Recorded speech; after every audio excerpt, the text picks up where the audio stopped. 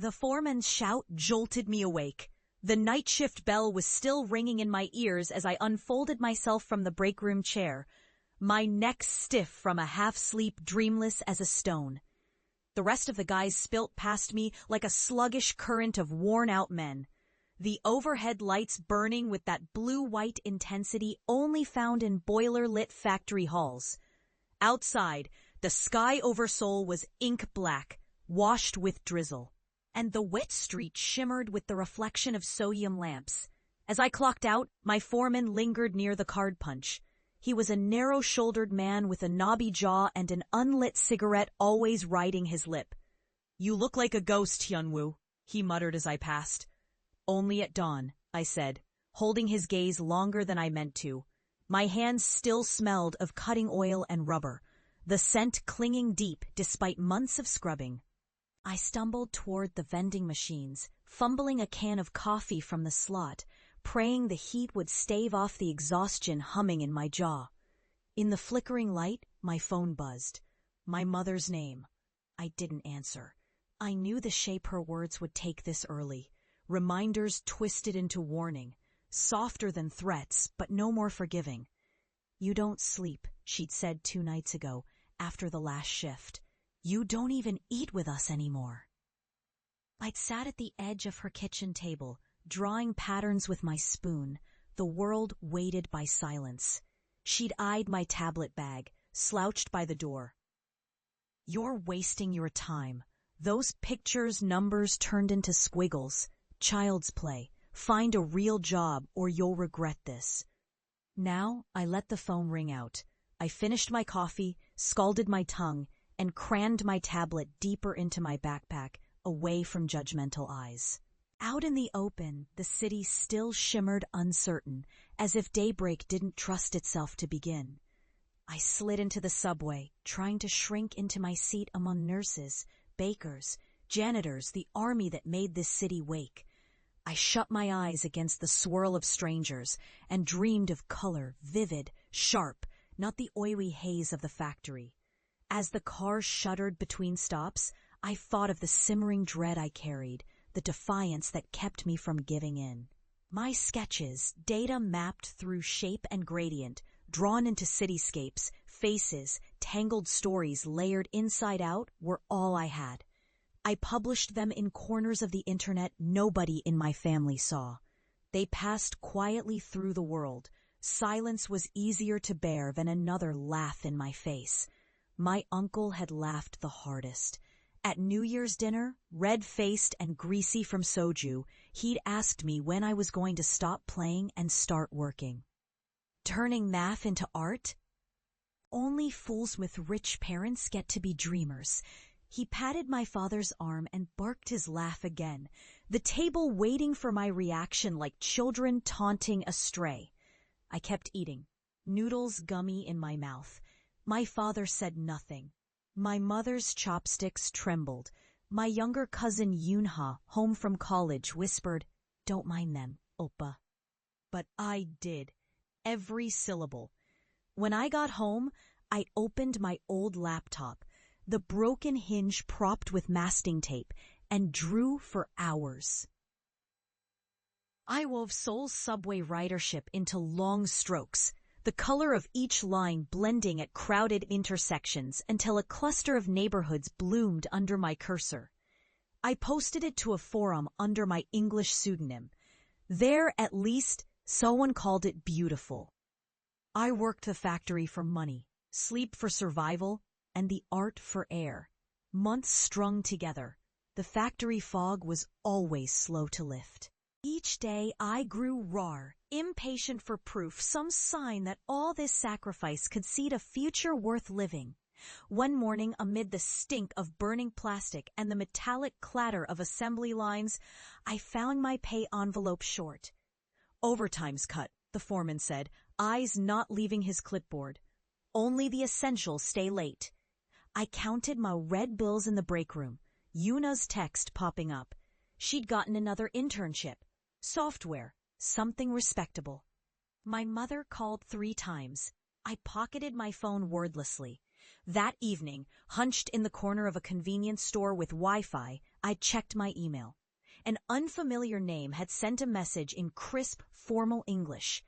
I represent the New Seoul Data Art Symposium. We are seeking local artists for our inaugural exhibition. Your work was recommended. My coffee threatened to spill as my hands shook. I gaped at the phone, reading, rereading, convinced it was a scam. 3 days later, after anxious back and forth, I submitted a proposal. I submitted 6 renderings, urban flows, pollution mapped over seasons, rainfall drawn as light. At dawn 2 weeks later, I opened the acceptance letter, my chest tight. They would pay a fee. They would print my work at human scale, at DDP, the most luminous, space-age stretch of architecture in the city. They even wanted me to speak about it, in person. At home, my mother was folding laundry. I carried the letter in my pocket for hours, damp with sweat, and could not find the words. "What's wrong?" she asked over her shoulder. "Nothing." I kept my secret folded and warm. But the world was shifting under me, each factory shift heavier, the colors on my screen growing bolder, tangled with new possibility. I counted down the nights by the red numbers on my alarm clock. When the day finally came, DDP rose out of the city like a silver ship, its walls gleaming with possibility. I had never seen my work in true scale. That was always the luxury of others. Tech giants, famous artists, kids whose houses thrummed with supportive voices. I went early in the morning, backpack slung over my shoulder, rain beating in my hair, heart stuttering between fear and the thrill of something just out of reach. They hung my 3 largest pieces in the central atrium, one unfurling Seoul's shifting air pollution as a swirling montage, one mapping migration to the city through blossoms of neon, and the subway image I'd labored over for months. Walking among those prints, seeing my own careful brushstrokes against the wide, curved glass, I felt the weight fall from my shoulders. The gray of the months retreated. Beneath it, the city's heartbeat thrummed with my own. At the exhibition opening, I wore my best and only clean jacket. The curator, a woman with steel hair and bright, mischievous eyes, greeted me, her English precise. "Your work resonated with the committee. We've never seen data this emotional before." During my talk, my voice trembled at first, but I found my footing. "Every city is a story," I said, gesturing to my favorite piece. "But the numbers we gather, the air, the people, the trains, the shifting light, they're the language of that story. Art is the feeling in the story's bones." I try to show those feelings. People listened. Strangers nodded. Someone from a tech company handed me his card. For the first time, the applause I heard wasn't in my own head. I texted Yoonha a photo from the exhibition floor. To my surprise, she replied instantly. "엄마랑 외삼촌이랑 다 같이 갈 거야." "Mom, Uncle, everybody's coming." My heart ricocheted in my chest. By mid-afternoon, the exhibition had filled with visitors. I wiped my palms on my pants, watching for familiar faces. When my family arrived, they moved as a cluster, uncertain, shepherded by Yoonha, who was practically bouncing as she pointed out the banners with my name. My mother looked smaller than I remembered, short even beside Uncle, who filled the air with his voice. "Wow," he muttered, almost to himself, as they stepped into the wide atrium. He looked as out of place as I felt, dressed for a funeral, squinting at beams of light slicing the room. Yoonha shepherded them to my biggest piece, the subway map sprawled over a blue-green canvas, like the arteries of a living city, each stop glowing in radiant pulses, neighborhoods burning with color. She read aloud from the plaque by my name, her voice proud. "From Hyungwoo Kim, the unseen paths of Seoul's millions, illuminated through data, each journey a brushstroke in the life of our city." My uncle stared, dumbfounded. For a moment, nobody spoke. "Is this really Hyungwoo's?" My cousin asked, tone shifting from skeptical to awed.